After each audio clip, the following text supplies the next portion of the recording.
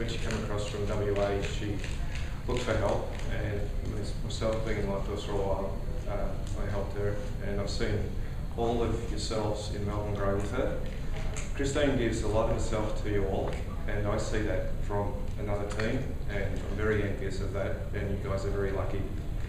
So I'd love to welcome Christine up here because I want to give you a big hug. And she will give a lot of useful information to us all that we know. Thank you.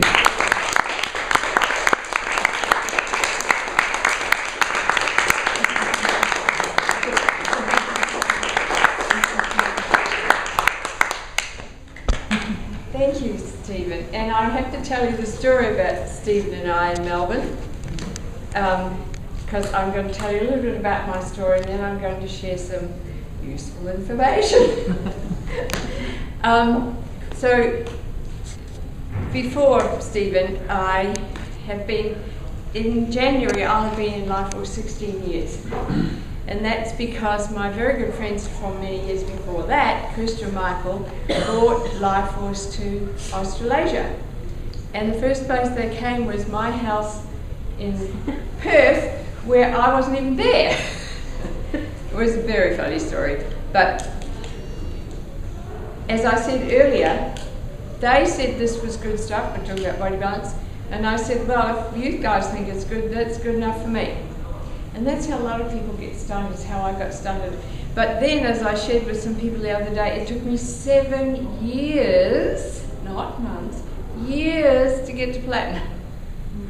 So if you're going slow, or if you've got people in your team going slow, it's okay. You can still be a diamond if it takes you 7 years to get to platinum. Of course, it's much more fun if it takes you 7 months. So I've got into the business story, and one of the things that has been so valuable to me is coming to every event, being on the calls, coming to the events. And I went, my first big event was in America, I think. I can't remember now, it's 16 years, it's a lot of events. But I went to America, and that was really powerful. And I've taken some of my team to America and had them come back and say, I really get it, to go around the factory. So if you get a chance, if you haven't been to the factory and you get a chance to go. It's so worth it. And what is really interesting is I've rocked up to the factory on my own, by myself, knocked on the door, well, you know, a bit of preparation, and that you get a guided tour. Anyone can do, and I have sent people of my team by themselves and they've got the guided tour. Now, I challenge you to find many other manufacturing of any kind making anything that will let you do that. So we have got a lot of unique things. So I came to Melbourne, long story short, I came to Melbourne, and I came because my daughter got into Circus University, and I knew 2 people in Melbourne. One was an old school friend, and I invited him, and he said, no way. He was making pots of money, didn't need any more money, was as healthy as a Mallee bull. So he said no. And my other friend, who I've known for many years as well, also said no. So here I am in Melbourne, don't know a single soul. The 2 people I do know both said no. Then I found out Stephen was there, and we got together and we ran meetings, didn't we, Stephen? Every week for more than a year. Cost us $50 a time to rent the room, which was a rather smoky, dingy, might always be to it, room in a bowling club just around the one advantage was I could walk to it. It was like a quarter of a block from my house. Stephen, on the other hand, drove miles, tens of miles to come. And I was able to put a free ad in the local paper, and we said free nutritional health talk or words to that effect. And I'd take these papers and I'd put them around in flyers, and so often, how many people came, Stephen? There was Stephen and I chatting to each other. Some people did come, then I had this bright idea that the venue wasn't exactly attractive. Just a bit of an understatement. So I started hunting around for another venue, and I found one, and I recommend you, if you're hunting, and I know you Nelson people have done the same thing, find a nice restaurant that has a room that they only use at the weekends, and meet there on a Tuesday or a Wednesday. So we had people come in, they'd pay $5 for coffee and cake, come up the stairs, we'd do it was flip chart days, and you can tell how long ago it was. I had made a big flip chart, big as that. And that worked. And Darren Atkinson, some of you know him, came along, and he didn't even come for himself. He came for an elderly lady who needed a ride, who wanted to come in here. She didn't join, but he did. Talk about the magic on the side. And it grew from there. But the next piece, lots of stories in between, ups and downs, was I really knew I needed more business partners. And I had a few, but nobody was doing enough, let's put it that way. And I put out a really clear vision. I said, guys, all you guys out there, girls helping me, I need a new business partner, a really good one. And I wrote a list of what good meant, you know, self-motivated, people person, perhaps been in network marketing before, loves nutrition, a list. I recommend you do that too. Make a list. If you want a business partner, be really clear. The universe only works on clarity. And I was dancing, because that's my passion, to dance, and Vera turned up. And I didn't even invite her. But she saw the bottle, and she can tell her own story. Wonderful story. So I got what I was looking for. Self-motivated, previous networker, love nutrition, looking for what we had. You talked about what we had. She was looking for all of that. And she has all of that. So, and the other piece I want to share about my story, it's obviously a very long story, so I'm keeping it very short, is what I've got from helping so many other people. I get to dance 4 or 5 times a week. That's a lot, and it's a very expensive sport. That's only the lessons. Then there's the dresses and the travelling to places to dance. But the other thing with the Life Force is that you do get to travel. It makes you come to Fiji. Did it make you come to Fiji? Would you have come to Fiji without Life Force? Probably not. I go to America every year. And after a while, I realised that I could get very smart, and I don't do winter now. You probably all know this story. I don't do winter. 6 years ago, I cancelled winter.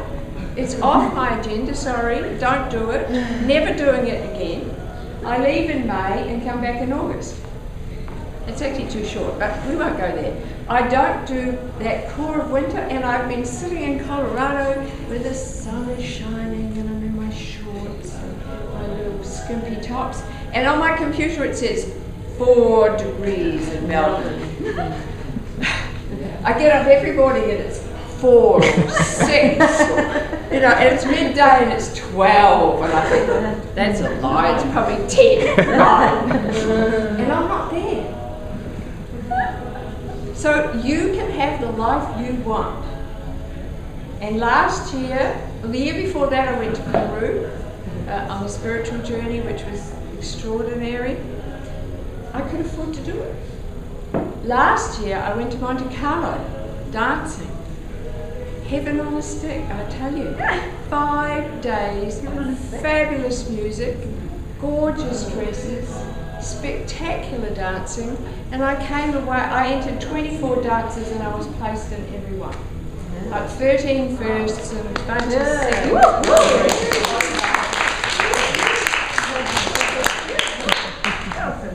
But what fun! I mean, and there were 11 of us from Melbourne, we toured around. Anyway, it was fabulous. So that might not be your fabulous, but whatever is your fabulous, you can have it. I've got it, you can have it. And how fast you get there is up to many of the things that everybody's talked about. So I want to talk about practical stuff. I was an industrial engineer in my former life, on this planet, that is. I don't know about the other ones. So I want to talk about how you keep track of everybody. So what do you need? What are these people? How many of them do you need? Lots. Lots and lots and lots and lots. If you're a Crown Diamond, how many customers do you think you might have? Lots. Extreme lots. Okay, so to get extreme lots, thank you, you need to invite what? Extreme lots. Extreme lots. So, how are you going to, I'm just pause for 1 second, Michael, sorry. A little piece of paper here. Do you want the board at all? No, it's all right. So, you're going to invite lots of people. And how you do it is up to you. But I want to talk about the principles of it. Some people like electronics, some people like paper, some people like cards, but you have to keep track of these people, of what you've done. We know the system: invite, make an appointment, give them some information, and then you're going to follow up. Thank you. That wasn't very enthusiastic. Then you're going to follow up. And follow up? Still not very good. Follow up? I'll let you off. It's after lunch. Okay, so, and what I recommend is that you find a system that works for you, but you have got to. First of all is location. Who wants to build a long-distance business? Nearly everybody. Who's got one already? Okay, so when you're putting your prospects, location is first. So if you're working Wanaka, you've got your Wanaka group. If you work in Queenstown, you've got your Queenstown group, Christchurch group, San Diego group, Denver group. So put them by location first, so that when you go back, or you're about to go back, or there's a meeting there, you can say, oh yeah, who were all those people I called in Nelson? Right, where's that Nelson list? And you can get back to them. Otherwise you'll never find them. How long are you guys in the business for a long haul? Yeah. Are you here for a couple of years or forever? Forever. Pretty much forever. So you want to keep that list that you made in Nelson when you were there 4 years ago, so that when you're going back you can call, oh hi Sally, you know, I spoke to you 4 years ago, what's up for you now? I'm coming back to town, love to reconnect. But if you can't, if it's all by alpha, how are you going to find them? It's a bit tricky, I can tell you. So I have this book, this says USA, right? And this other page says San Diego. And this other page says Perth. And this other page says Melbourne. And even in Melbourne, I'll sometimes subdivide Melbourne into suburbs, like if I'm working a suburb, or, you know, you guys have got different suburbs that's in your team. Just get smart about that. So your information is the person, where are they? That's the first thing. Your list, if you like, your subdivisions. Then you want, of course, their phone number and their email. Their names usually really helpful too, but definitely their phone number and their email. And if you're like me, I tend to be a bit dyslexic, so I'd be super careful about writing down phone numbers and say, let me read it back to you, or can I read the phone number back to you? Make sure you get it right. So frustrating to send the email and it comes back and said address unknown. Which letter did I put in the wrong place? Business cards are great, of course. If you have business cards and you give them a business card, say, your very next question is, do you have a card? And you can get that, and that's usually got all the info on it. You do a quick check, phone, email, name, okay, I'm good. And then you don't have to ask them for all that because you've got their card. And I wonder how many of you remember this little poem. I have 6 trusty friends, they serve me well and true. Their names are who and what and why and which and when and who. So you want to answer all those questions for those people. Where are they? We've covered that. What are they? Are they a practitioner? Are they a business person? Are they a student? Are they a... What are they? So when you bring back Sally, you say, Sally, what was she? Oh, right, yes. Hi, Sally. How's your clinic going? Not, hi, Sally. How's that roofing business? Oh, sorry, wrong Sally. So, and why? Why did you speak to them? They weren't well, they were elderly, they were young, they were looking for money. What was your, or what was their problem that you saw that you can solve? So you've got something to talk to them about. And who are they? That's like, how old are they? You know, you don't know exactly, but young, old, middle, fat mother, whatever. So that's the information you want. And the most critical piece of information is the date. So on my list here, you see a Melbourne list here. The date is first, when I called them. And then there's room for lots more dates. So when you called them back, what time was the appointment? You've called them, who's that? Janetta at World Organics, blah, blah, blah, email. From a business card from Simon. So where did you get this from? You know, if you're at a booth or a stall, sorry, talk the wrong way. I've just been in America, they talk about booths over there. I had to change my language. Back in Australia, yay. And ANZ. So you had a stall or a stand, and you know, maybe that's where you met them. So where did you meet them? How was the contact? Was it through someone? Was it at somewhere? Like this lady here's my neighbour. Yeah, this one I met. And then you put down what the result was of the call or the personal interaction, whatever it was. And often it's like this one says, still looking, wrong time of the year. Like, so I called her 3 times, emailed the information. She said yes, she wanted information. When we got back, she was busy up to here, wrong time of the year, and I've put, you know, call back in October. Because you'd say, when? Oh, I can hear you're really busy. Don't force the issue. It does not serve you or them. If they say no, not now, say, cool. I totally understand. You know what it's like moving house or whatever their story is. So when do you think you'll be shifted, and when do you think this was you? If I rang you, you said, I'm shifting, don't talk to me. And I'd say, Sarah, when do you think you'll be all shifted and settled and calmed down? And you'd say, 2 months. Yeah, 2 months. So that will be October. So beginning, end of October, what do you reckon will be best? And she'd probably say end, give herself some time. Say, great, okay, I'll give you a call the last week of October and we'll catch up and see where you're at then. All this information, and you can record it in paper like this. What I do, this is just me, you have your own system. I do all this, and then if they become a active customer or we're moving to the next step, then they go on to a different system, because these are prospects. And I have books of prospects and I never throw them away. 16 years, I still haven't thrown any away.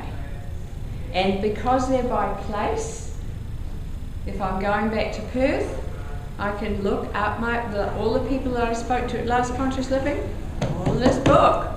So I'm going to Conscious Living this year. I'll be able to ring them up beforehand saying, come back to town, we've got an event on before Conscious Living. We'll probably work that out, Mavis. Or after, whatever we do. There'll be an event as well. Or come to Conscious Living, would you like a free ticket? I can get you a free ticket. Let's connect again. And time goes by so fast that even if you haven't spoken to them for 4 years, they say, oh, that was like yesterday. But it was 4 years ago. And it wasn't the right time then, maybe it'll be the right time now. And if it's not then, if it's still not then, you can say, look, I'm here, Sarah, it's just not the right time for you. That's cool, your kids have got bigger and you're busier than ever. with them before, and that's cool. But who do you know who might be looking for all that we're offering? Would you like to come to the show? You know, or whatever it is. You're very welcome to come to the event and hear some more. Maybe the body balance will be just right to give you the energy to get through, you know, empathise with where they're at and then write it down. So that 4 years later when you call them again, you say, last time I spoke to you, you were in the middle of moving house. How's it been? How's the garden going? Be in their space. Be interested in them. But you can't be if you haven't got the notes. And inviting people to something is so important. And when I was in San Diego, Krista and I put on an event. It was a pretty hilarious event, wasn't it, Krista? And I invited 35 people to that event on the phone and by email. Nobody came. But that's totally fine. I've made a connection with those. They're all practitioners and they're all in the area. I will be able to get back to them and, you know, Krista and I will work out something, another event, and I'll be able to invite them again. And then you whittle, right? So some of these, well, not that lot, but other lots have got double lines through them which says, forget them. But you never do that until they have said no outright. Because next year, everything's changed. Put up your hands who's got a different life this year than last year. Okay? See what I mean? That's just this tiny little group of people. Imagine the world out there. Everything is changing so fast. So whether you use a computer, your phone, paper like I do, and the reason I use paper is because I can see a whole bunch of people. This was Conscious Living last year, in a page. 2 pages and I've got 20 people. And I can work through them, like you ring that one, they're not there, you either choose to leave a message or not, that's for you to decide. And you can also see what you said to them or what information you sent them. And if you've got the dates there, like if I'm sending them an email, the date is on the email, so I can go back in my email and see exactly what I send them. It's usually the same stuff, but sometimes it's different. And you can actually see what you sent. So all of that stuff, it's just mechanics, but it is critical to what you do. And I think I've probably got a minute left, have I? 2. Oh, 2 more minutes. Is how to work in your day. For me, I like to work in the morning because that's when I'm fresh and smart and I don't do anything before I do life. I mean, I'll do my exercise and have breakfast, but then I'll work. And I'll work for 2 hours usually at a block, and I won't let anything distract me. Other phone calls come, I say, I'm in a meeting or whatever. Just focus. It's amazing what you can get done in 2 straight hours if you focus on it. And if at that beginning of the 2 hours I'm saying, oh, and I'm going to call more people, how I go into that space, I change it. I consciously change it. You can be in a good space that fast by doing what Chris has said, connect with your heart, with your why, listen to a 2-minute testimonial on a video, anything at all to get you in that space of knowing what you're offering. And I loved what, probably haven't got it here, it's probably back there, what we're offering, what Michael said. What we're offering is community, freedom, choices, income, all kinds of stuff. Think about what you're offering and move into that space and put it out for them. And always invite them to something. Look at information, but the best thing is to invite them to an event where they will meet other people and hear other stories. Okay, thank you very much. Thank you.